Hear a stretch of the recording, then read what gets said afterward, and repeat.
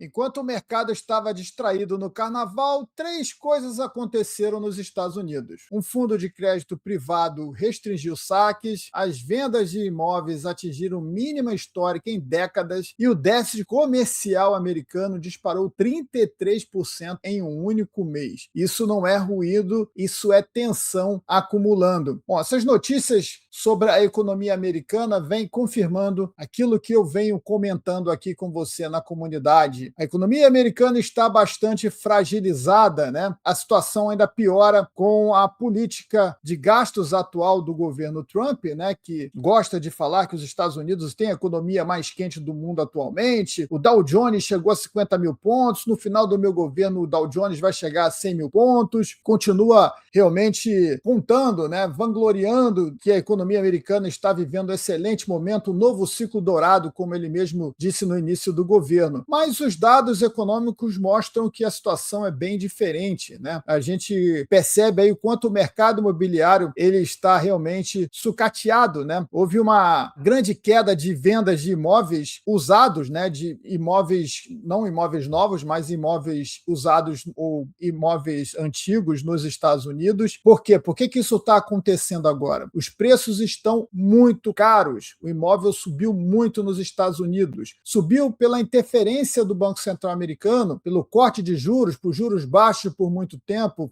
sustentando essa economia de bolha, né? O que gerou aí uma grande demanda no setor imobiliário, levando os preços a subirem ainda mais. E hoje o governo Trump tenta, segundo as palavras do próprio Trump, tenta evitar que os preços desses imóveis caiam. Para ele é importante que o proprietário do imóvel continue se sentindo rico, né, com o imóvel nos valores atuais. Mas, ao mesmo tempo, não está havendo mais negócios. Os negócios caem, não só porque os juros continuam, em teoria, alto nos Estados Unidos, né, mas porque realmente o imóvel está muito caro. O que deveria existir agora não era o governo tentando interferir, tentando trazer mais, tentando sustentar esses preços altos. Agora deveria realmente haver um ajuste de preço, né? Com a demanda caindo, os preços tenderiam a cair mais à frente, mas isso não é o que pretende o governo, né? E com a política de corte de juros se estendendo aí por 2026, né? Isso deve acontecer em breve, isso pode ainda sustentar por mais tempo esse ciclo de alta nos imóveis americanos. Lembrando que mesmo com a queda de juros, os imóveis continuam extremamente caros, mesmo financiando esses imóveis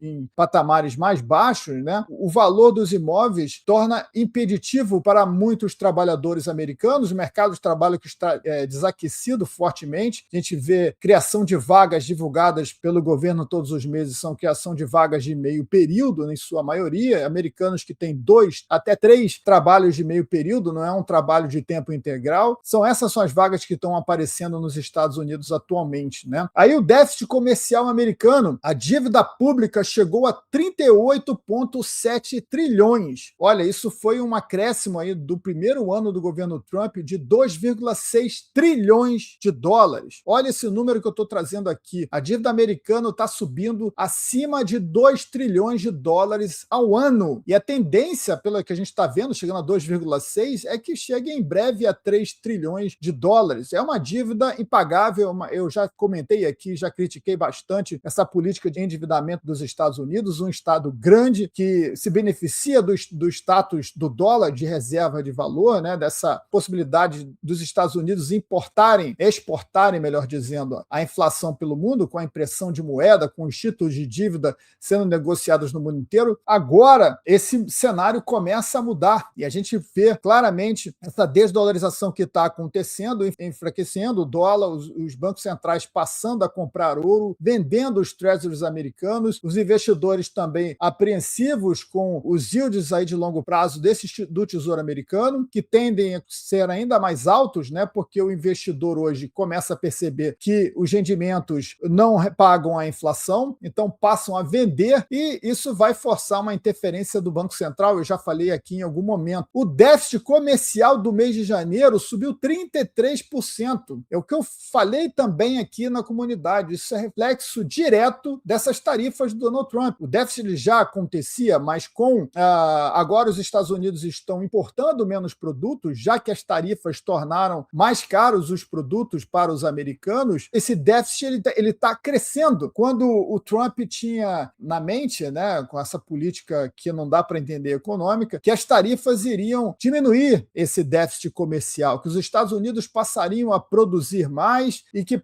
passariam a vender mais os produtos para o mundo. Mas claro que isso não funciona imediatamente, né? Você não aperta um botão e a chave vira. Isso leva muitos anos, você atrair negócios para os Estados Unidos, trocar fábricas, custos, e a gente não sabe nem quem vai ser o próximo presidente americano, é um tempo muito curto para fazer isso. E, de fato, o que as tarifas estão implicando aos americanos agora são preços mais caros, e por isso que os americanos estão importando menos. Além das tarifas, reflexo também do enfraquecimento do dólar. O dólar continua em queda frente às principais divisas do mundo. Isso também tira o poder de compra do americano e faz esse déficit subir da forma que está subindo agora. Então a gente tem aí uma situação extremamente delicada na economia americana. E aí saiu hoje, quando eu estou gravando aqui, um grande alerta para o mercado. Um alerta que agora, nesse primeiro momento, parece que não é tanta coisa assim, mas a gente lembra que em 2007 teve algo, começou assim também. O que aconteceu? Um fundo de crédito privado americano, ele acabou restringindo o resgate de cotas desse fundo, né? O fundo de crédito privado, ele acaba emprestando para empresas com risco um pouco mais elevado, né, do que o banco. Isso não,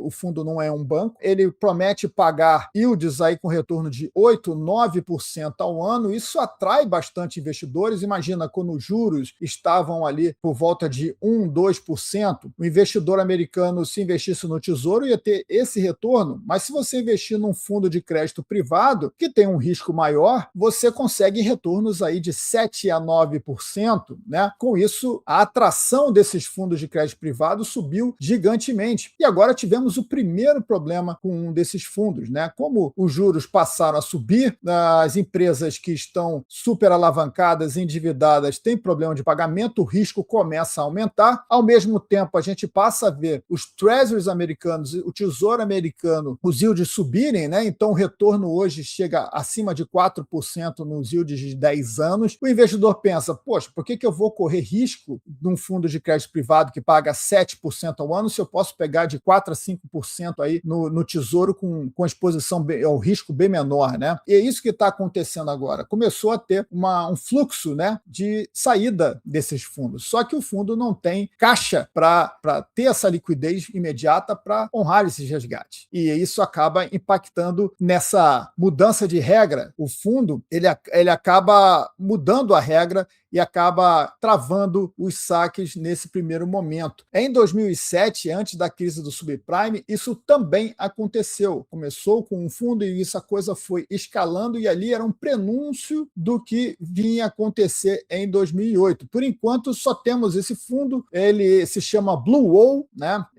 Muita gente está até colocando o canário da mina de carvão, aquela analogia que os mineradores de carvão levavam uma gaiola com um canário dentro, né? E deixavam o canário ali porque se faltasse oxigênio, o passarinho era o primeiro a morrer. Então eles ficavam sempre observando a movimentação do canário. Se o canário estivesse duro ali dentro da gaiola, era sinal claro que eles deviam sair da mina porque tinha problema ali de oxigenação, né? Então essa expressão, o canário da mina de carvão, é utilizado nesses momentos aí que o mercado começa, tem um problema pode ser sistêmico. Será que é só esse fundo que está com esse problema? Certamente não. Certamente tem outros fundos de crédito privado que também estão na mesma situação que o Blue Wall e pode continuar acontecendo. É mais um fenômeno, né, que vai forçar o Fed a estimular ainda mais a economia, continuar cortando juros, mesmo que seja o Kevin Warsh, o próximo presidente do Fed, que muita gente acredita que é um presidente com mais austeridade que o Jay Powell. Isso não vai acontecer. A única alternativa que o Banco Central tem agora para estimular esse sistema, como eu disse aqui, extremamente endividado, Estado, empresas e pessoas, e o mercado financeiro, é cortando juros e imprimindo moeda no segundo momento, quando essa inflação de corte de juros, né, ela começar a impactar a inflação indo na direção contrária, os rendimentos desses treasuries vão passar a subir também, o Fed vai se ver obrigado a imprimir para entrar nesse mercado e impedir que os juros de longo prazo continuem subindo, impacte ainda mais o crédito em circulação na economia,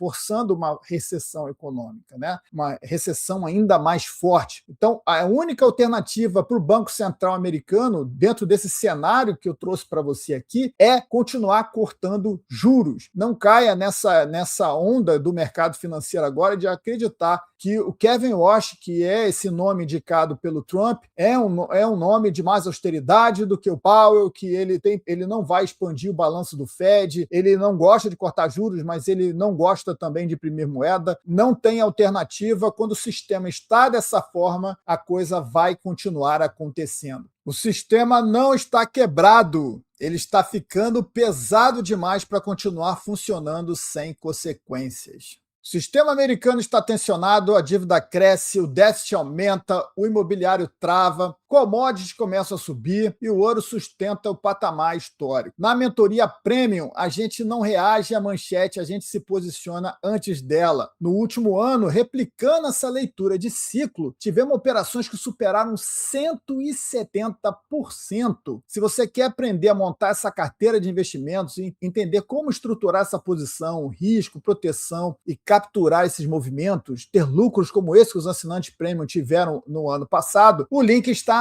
na descrição desse vídeo. Você faz uma pré-inscrição para quando as vagas forem abertas, você vai ser avisado, vamos entrar em contato com você. Mas a mentoria não é para quem quer dica, é para quem quer executar a estratégia ciente do que está acontecendo. Que bom que você chegou até aqui, tasca esse like aí maroto no vídeo, compartilha esse conteúdo. Não está inscrito ainda no canal, meu amigo? Você está assistindo e ainda não está inscrito? Se inscreve aqui no canal, apertando o botãozinho abaixo e é só no sininho da notificação para você ser notificado quando os novos vídeos forem ao ar. Até a próxima! Tchau!